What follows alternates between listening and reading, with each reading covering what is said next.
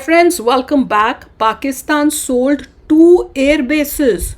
Iran बोला अब पाकिस्तान हमारे हमले के लिए तैयार रहे. 2 एयर बेसेस भेज दिए. मतलब क्या यूएसए को एयर बेसेस भेज दिए और ईरान को अब पता चला है और वो कह रहे हैं कि अब हम तुमको भी नहीं छोड़ेंगे. ऐसा कुछ हुआ है.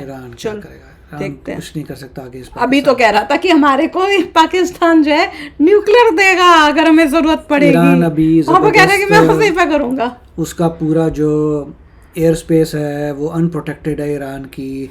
इजराइल आ रहा है, बॉम्बिंग करके जा रहा है.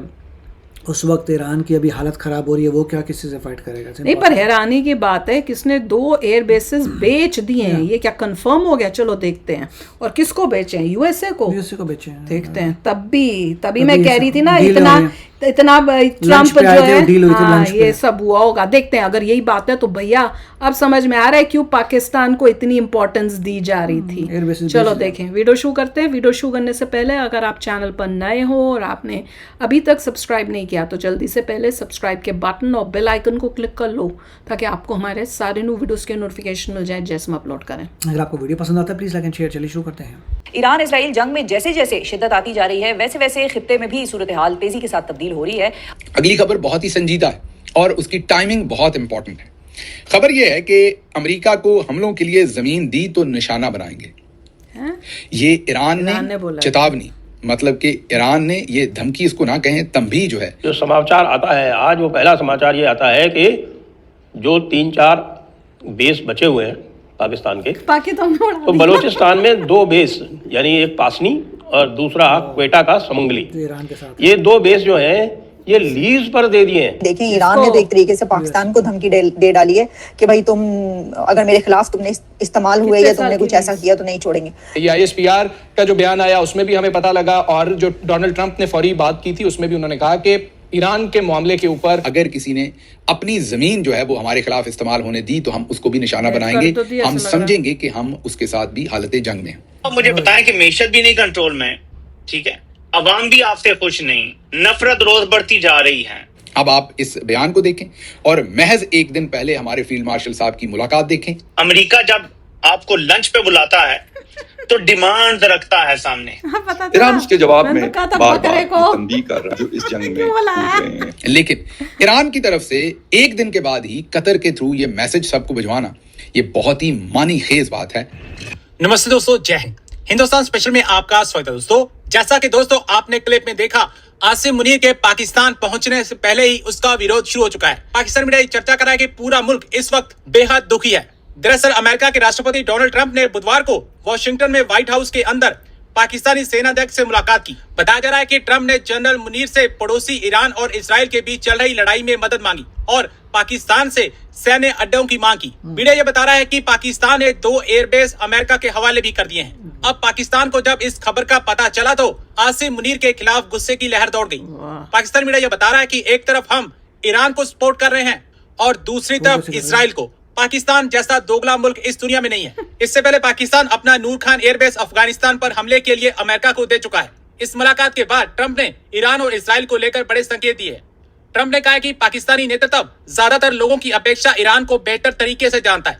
अगली खबर बहुत ही संजीदा है और उसकी टाइमिंग बहुत इंपॉर्टेंट है. खबर यह है कि अमेरिका को हमलों के लिए जमीन दी तो निशाना बनाएंगे.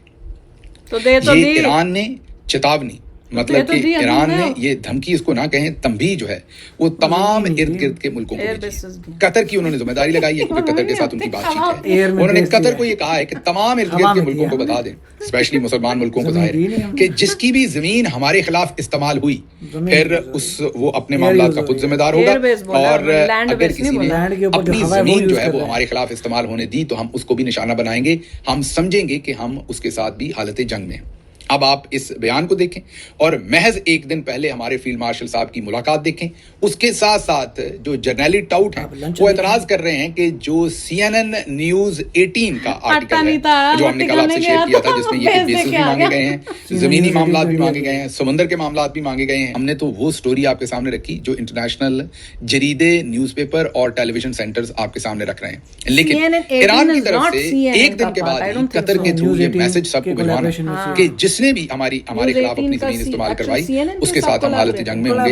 ये बहुत ही मानी खेज बात है। पाकिस्तान को भी इस पर बहुत संजीदगी के साथ सोचना चाहिए कि ये मामला किस तरफ जा रहे हैं। ईरान ने एक धमकी दे दी है, ईरान ने वार्न किया है अपने नेबर्स को, ईरान ने ये धमकी अपने हमसायों को दी है कि अगर ईरान के किसी भी नेबर ने ईरान के दुश्मन को सपोर्ट करने की कोशिश की या ईरान पर जो हमले हो रहे हैं उसमें इजराइल की मदद करने की कोशिश की तो उसको नहीं छोड़ा जाएगा और उसके साथ वही सलूक किया जाएगा कि जो किसी दुश्मन के साथ किया जाता है। अच्छा, अब इसके ऊपर ये चहमगोइयां शुरू हो गई पाकिस्तान के अंदर कि जी ये जो अभी एक मीटिंग हुई है उस मीटिंग के बाद ईरान ने ये धमकी दी है। पाकिस्तान से ईरान की झड़प भी हो चुकी है और पाकिस्तान से ईरान की जो झड़प हुई थी वो तो ईरान ने हमला किया था पाकिस्तान पे, फिर पाकिस्तान ने भी ईरान पर हमला किया था। अच्छा, ऐसी सिचुएशन में अच्छे ताल्लुकात भी रहती है, जो स्टेटमेंट्स है वो तो ये भी आती रहती है नहीं भाई भाई। तो उसमें ये है कि अब ये जो है आपको पता है कि फील्ड मार्शल की मुलाकात हुई है प्रेसिडेंट ट्रम्प के साथ। ईरान उसके जवाब में बार बार ये तंबीह कर रहा है उन कंट्रीज को जो इस जंग में कूद रहे हैं। मुख्तलिफ, वैसे तो मिडल ईस्ट कंट्रीज भी इनडायरेक्टली अगर हम देखें तो शामिल हैं, इसमें जॉर्डन है, इराक है, सीरिया है और भी काफ़ी सारी कंट्रीज हैं। यहाँ पे यूएस फोर्सेस की डिप्लॉयमेंट है। लेकिन इसके साथ जो एक और बात चल रही है कि क्या कुछ लोग इसको रिलीजन के साथ जोड़ इस जंग को, यानी कहा जा रहा है कि मुस्लिम वर्सेस नॉन मुस्लिम।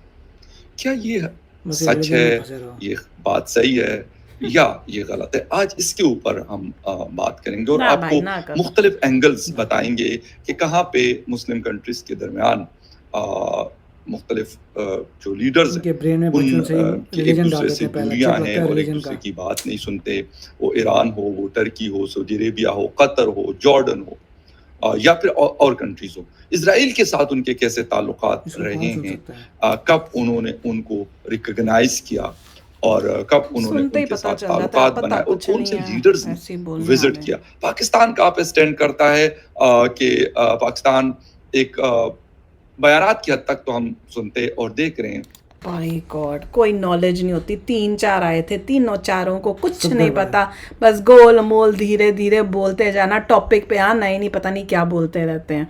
पर मेन तो यही लग रहा है कि 2 एयर बेसेस लीज पे दे दिए हैं, पर वो डिटेल्स नहीं पता चल रही। अगर आप लोगों को पता है तो बताओ, क्या ये न्यूज़ कंफर्म्ड है?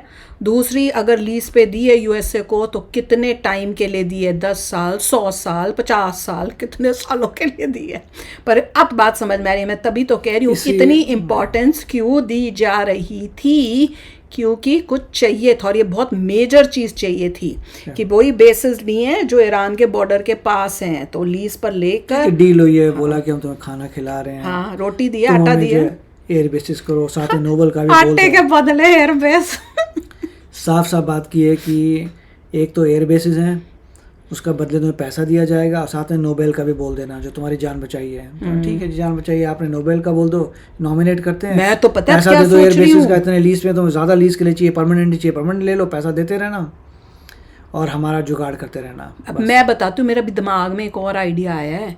कहीं ये डील तो नहीं हुई थी पहले से ही, जब हम लोग ऑपरेशन सिंदूर कर रहे थे तभी पाकिस्तान ने यूएसए को दिख रहा था ना कि यूएसए तो पीछे हटा हुआ है, कोई भी रुकवा नहीं रहा, और जब हमने एयर बेसिस पे इनके किया होगा और इनको दिखा होगा कि अब तो हम बुरे फंस गए हैं, तब इन्होंने यूएसए के साथ तभी डील कर ली होगी कि अगर तुम सीज फायर करा दो, तब सीज फायर करा दो हमारी, और बदले में हम तुमको नोबेल प्राइज का भी बोल देंगे तो और ईरान से रिलेटेड अगर कुछ आपको ईरान की नहीं, मुझे नहीं पता, मुझे तो लग रहा है कि तब सीज फायर में भी उस टाइम भी कोई डील इस टाइप से हुई हो, तब यूएस बोला कि बाद में डेवलपमेंट्स हुई है जब दिखा यूएस को कि हमें ईरान को काउंटर करने के लिए आपको एयर बेसिस चाहिए होंगे। नहीं, वो तो उनको दिख भी रहा है कि इवेंचुअली तो हो सकता है ना, इनको दिख रहा होगा फ्यूचर में तो जरूरत पड़नी है, तो हो सकता है उस टाइम डील कर ली हो। फ्यूचर में दिख तो रहा था कि ईरान के साथ तो पंगे होने ही होने हैं, फ्यूचर में भी होने, अगर आज नहीं तो कल तो होने ही थे।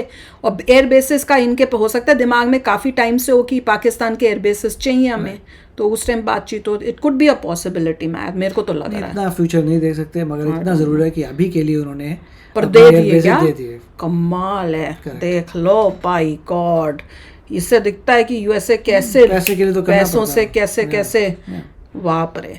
तो चलो यार, आप भी शेयर करना अपने थॉट्स। चलते हैं, मिलेंगे नेक्स्ट वीडियो में बहुत ही जल्द। Till then take care and bye bye. तो अगर आप मेरे इस चैनल पे नए हो तो जल्दी से सब्सक्राइब के बटन को हिट करो और बेल आइकन को क्लिक करो, ताकि आपको मेरा जब नया वीडियो मैं लगाऊं आपको उसके बारे में जल्दी से पता चल जाए।